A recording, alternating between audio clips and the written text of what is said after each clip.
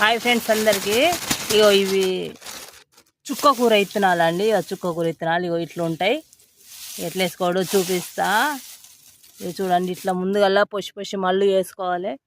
ఇట్లా అన్ని మళ్ళీ వేసుకోవాలి. ఎండాకాలం ఆకుకూరలు మంచిదండి, తింటే ఆకుకూరలు ఎక్కువ తినాలి. ఇట్లా గీతలు చేసుకోవాలి.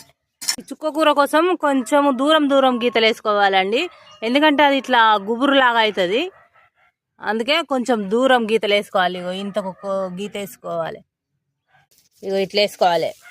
బాగా ఒత్తు కాదు, బాగా పలస కాదు. ఇగో ఇట్లా వేసుకోవాలి. ఇంకో ఇట్లా అలుక్కోవాలండి. ఒక గింత దూరము సాళ్ళతోటి ఇట్లా అలుక్కోవాలి. మంచిగా మొలుస్తాయి, గుబురు వస్తాయి, మంచిగా ఉంటుంది.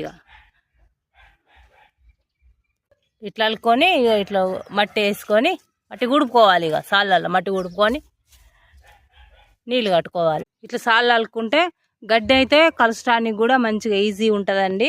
చూడండి ఎంత మంచి సాళ్ళు కనబడుతున్నాయి. చూడండి. Bye friends. ఈ వీడియో నచ్చితే ఒక లైక్ చేయండి.